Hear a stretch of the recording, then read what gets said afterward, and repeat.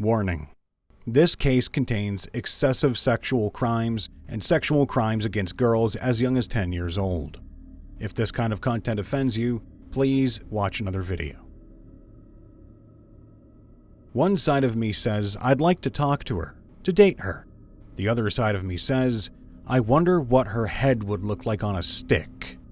Edmund Kemper.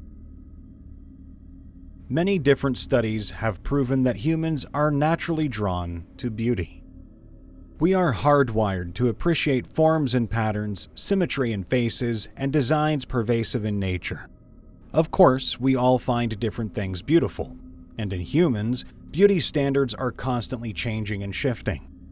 Most people are content to enjoy or admire beauty where they find it. Many are jealous of it, but some want nothing more than to exploit it and destroy it where they can.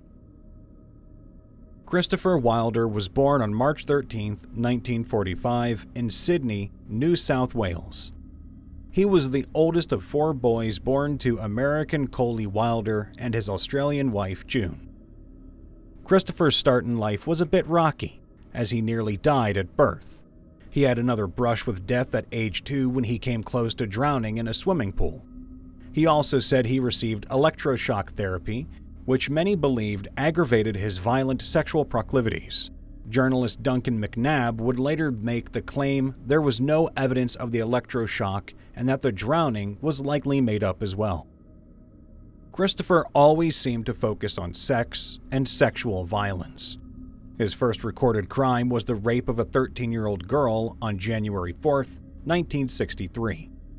2 other men were present at the time, but both denied any involvement in the crime. Christopher only received probation for his actions, and his ability to get away with things seemed to spur him on later in life. Christopher got married in 1968, but the relationship was not destined to last. Only a week after the wedding, he was taken in for questioning regarding a series of sexual assaults that occurred at Manly Beach. Due to this, his new wife left him. After their divorce, Christopher's ex-wife told police that he attempted to seduce both his mother-in-law and sister-in-law and kept pictures of women in their underwear in a suitcase in his car. Over the course of their relationship, he also tried to kill her, twice. In November 1969, he would extort sex from a student nurse using nude photos. She told police about the incident, but since she refused to testify in court, the charges were dropped. Christopher immigrated to the United States in 1969 and settled in Boynton Beach, Florida. He purchased an upscale waterfront property 25 miles south of Palm Beach. He became a highly successful realtor and race car driver with an interest in photography, even converting one bedroom of his house into a darkroom. He traveled frequently to Hawaii and the Bahamas, living a dream life. Between 1971 and 1975, Christopher received several sexual misconduct charges, including the rape of one young woman whom he lured with the promise of a modeling contract. He was given several convictions and yet never saw any jail time.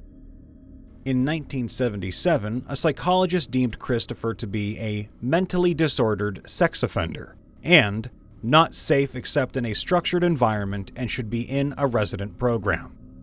They also noted that Christopher showed a desire and a need to dominate women and turn them into sex slaves. He voiced an interest in white slavery, as well as kicking and slapping his sexual partners. When Christopher was visiting his parents in Australia in 1982, he acquired more charges for sexual offenses. He lured 2 15-year-old girls away from Manly Beach and forced them to pose nude. His parents bailed him out, and he was allowed to return to Florida to await trial. Unfortunately, court delays prevented the case from ever being heard. The initial hearing date wasn't even set until after Christopher's death. When his mugshot was made public, a 10-year-old girl and a 12-year-old girl identified Christopher as the man who kidnapped them from Boynton Beach and forced them to perform oral sex on him. Christopher's perversions soon took a deadly turn.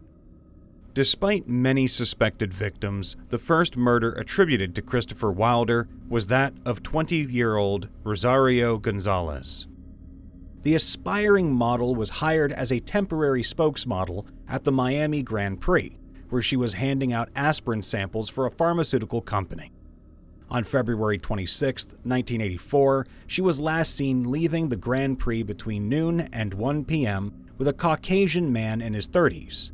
Her blue 1980 Oldsmobile Cutlass was found parked near DuPont Plaza. Christopher frequented the racetrack and was driving in the International Motorsports Association Grand Touring event in a Porsche 911 the day Rosario disappeared. Though her case is still unsolved, Christopher is the prime suspect, and her murder is linked to him. A few days after Rosario went missing, Christopher's former girlfriend disappeared. 23-year-old Miss Florida finalist Elizabeth Kenyon vanished on March 5th. She broke up with Christopher after a short relationship due to their age difference, but was allegedly last seen with him at a gas station near Miami. Her car was found 6 days after she went missing at the Miami airport. Her body was never found. Christopher's third victim, 21-year-old Teresa Ferguson, went missing from Merritt Square Mall in Merritt, Florida on March 18th. He lured her away from the mall, killed her, and then dumped her body at Canaveral Groves. She was found on March 23rd. Only 2 days after taking Teresa, Christopher abducted 19-year-old Linda Grover from Governor's Square Mall in Tallahassee, Florida. She declined his offer to photograph her for a modeling agency, so he attacked her in the mall parking lot. He bound her hands, wrapped her in a blanket, put her in the trunk of his car, and drove her to Bainbridge, Georgia. Christopher checked into the Glen Oaks Motel, brought Linda inside, and sexually assaulted her. He blinded her with super glue and a hair dryer, attached copper wires to her feet, and passed an electric current through them, then beat her when she tried to get away. Linda managed to escape and locked herself in the bathroom, pounding on the walls to get help. Christopher fled in his car, taking all of Linda's possessions with him. He drove to Beaumont, Texas. The next day, he approached Terry Walden with the suggestion she should pose as a model, and he would photograph her.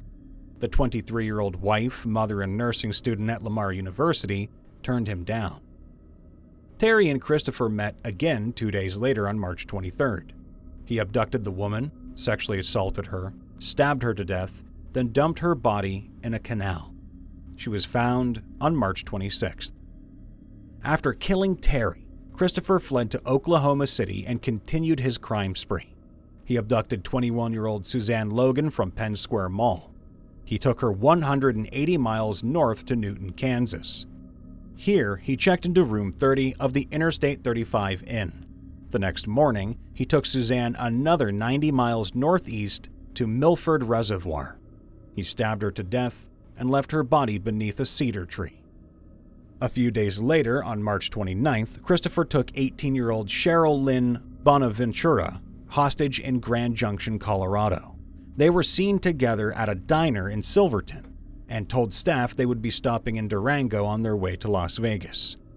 On March 30th, they were seen together at the Four Corners Monument. That night, they checked into the Page Boy Motel in Page, Arizona. The next day, Christopher shot and stabbed Cheryl to death near the Kanab River in Utah. Her body wasn't found until May 3rd.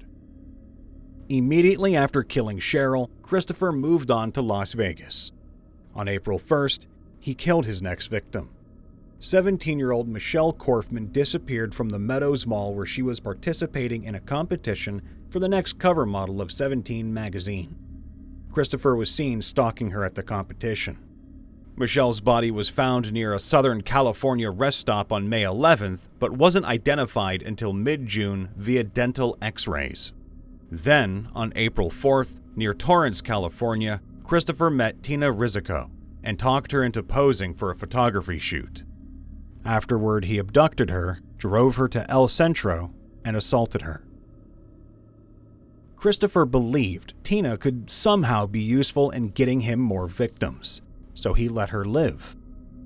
Keeping Tina with him, he traveled east through Prescott, Arizona, Joplin, Missouri, and Chicago. Their first destination was Merrillville, Indiana. On April 10th, he abducted 16-year-old Dawnette Wilt from the South Lake Mall. He assaulted her in the car several times as a likely terrified Tina drove them to New York.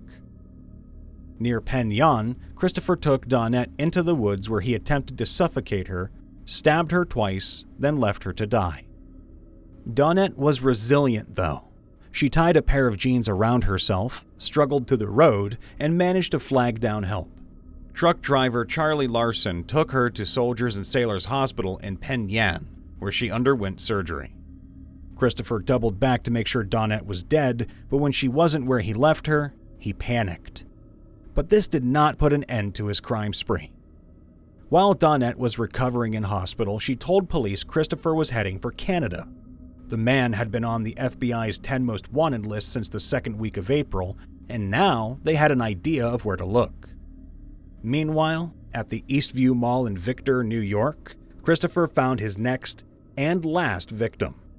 Forcing 33-year-old Beth Dodge into his car, he instructed Tina to follow in Beth's Pontiac Firebird. After a short drive, Christopher shot Beth and dumped her body in a gravel pit. He and Tina then took the Firebird to Logan Airport in Boston, where he bought Tina a ticket to Los Angeles. Christopher then continued north alone. He attempted to take one more woman captive in Beverly, Massachusetts, but failed. On April 13th, he stopped at Vic's Getty service station in Colebrook, New Hampshire to ask for directions to the border. New Hampshire State Troopers Leo Jellison and Wayne Fortier recognized and approached Christopher. He retreated to his car to arm himself with his Colt Python .357 Magnum. Jellison grabbed Christopher from behind and the pair struggled. 2 shots were fired. The first went through Christopher, exiting through his back and hitting Jellison. The second hit Christopher's chest, killing him. Some accounts claim Christopher fired his weapon as an attempt at suicide, while others say the shots were misfires that occurred in the struggle. Leo Jellison was seriously injured in the altercation, but made a full recovery and returned to active duty. Christopher was transported back to Florida to be cremated. He left behind a personal estate worth more than $7 million. An arbitrator who had been appointed by the court ruled that the after-tax balance would be divided among the families of the victims. Christopher Wilder was a prolific serial killer with plenty of confirmed victims, but he was also the prime suspect in a handful of cold cases. The Wanda Beach murders were such a case. On January 11, 1965, 15-year-olds Mariana Schmidt and Christine Sharrock were killed, and Christopher was one of 3 prime suspects. He is also the suspect in the brutal murder of 56-year-old cleaning lady Wilhelmina Kruger. On January 29, 1966, she was found at the bottom of the staircase in Piccadilly Center, naked from the chest down, stabbed, strangled, and mutilated. Before her death, she suspected she was being stalked. The same year, on February 16th, 27-year-old Anna Dowlinkoa went missing. Her body was found on February 26th, mostly naked, stabbed, strangled, and mutilated. Drag marks indicated her body had been moved to a more obvious location 3 or 4 days prior to her discovery. Circumstantial evidence and a similar MO led investigators to believe her death was linked to the Wanda Beach killer. Christopher is also the suspect in the disappearance of 16-year-old Tammy Jo Alexander. The body of a Jane Doe, identified as Tammy in 2015, was discovered in a field in Caledonia, New York on November 10, 1979. She went missing from Brooksville, Florida, and was killed by 2 gunshot wounds to the head, one in the front and one in the back. She had been shot with .38 caliber ammunition that matched the type Christopher's revolver used. Tammy had also been wearing a jacket for an auto sports product that Christopher endorsed in his racing career. It was also suspected that Christopher was involved in the disappearance of 17-year-old Mary Opitz. She went missing from the Edison Mall in Fort Myers, Florida on January 16, 1981. Like some of the previous victims, she was never found. 18-year-old Mary Hare, who resembled Opitz, disappeared from the same mall on February 11th. She was found in June in a field near Alabama Road and Highway 82 in Lehigh Acres, Florida. She had been stabbed in the back. The following year, the skeletal remains of a woman were discovered on May 29th. The remains were identified as 17-year-old Tina Beebe in 2013. Tina's remains were found in a green nylon bag buried in a shallow grave near a property Christopher owned in Loxahatchee, Florida. Before she disappeared, Tina told her sister a man offered her a job as a model. Another body was found near Loxahatchee on December 19th. The remains had been scattered in the thick bush north of Okeechobee Road. She had been shot in the head. The remains weren't identified until 2025, when DNA testing confirmed the victim was 37-year-old Leona Kellen. In 1983, another aspiring model disappeared. On June 27th, 20-year-old Sherry Ball from Boca Raton, Florida, told relatives she was going to pursue a career as a model. 2 days later, she called a friend from a truck stop in Ashland, Virginia. Her decomposed body was found on October 29th in Shelby, New York, but wasn't identified until 2014. Cold case investigators claimed her murder matched Christopher's MO. Though police were unable to link Christopher to the next victim, it is clear why he was a prime suspect in the case. 18-year-old actress and model Tammy Leppert went missing from Cocoa Beach, Florida on July 6, 1983. She was last seen around 11:30 a.m. in a heated argument with a male companion. Tammy's mother, Linda Curtis, was a modeling agent. She claimed her daughter met Christopher on the set of Spring Break in Fort Lauderdale. A man matching Christopher's description was seen at the modeling agency multiple times, and the family had a lawsuit against him that they dropped after his death. Linda stated she didn't believe Christopher had anything to do with Tammy's disappearance. Lastly, Christopher was also suspected in the murder of 15-year-old Colleen Osborne. The girl went missing after leaving her home in Daytona Beach on March 15, 1984. Christopher was staying at a Daytona Beach motel at the time and would kill Teresa Ferguson in just 3 days. Colleen's body was found partially buried near a lake in Orange County, Florida on April 6th. She wasn't formally identified until February 2011. Christopher Wilder was a wealthy man obsessed with dominating beautiful women. He typically preyed on younger, naive girls, and using their desires to become models against them. He was cruel and perverted, and should have been locked away from society long before it ever came to the loss of so many innocent lives.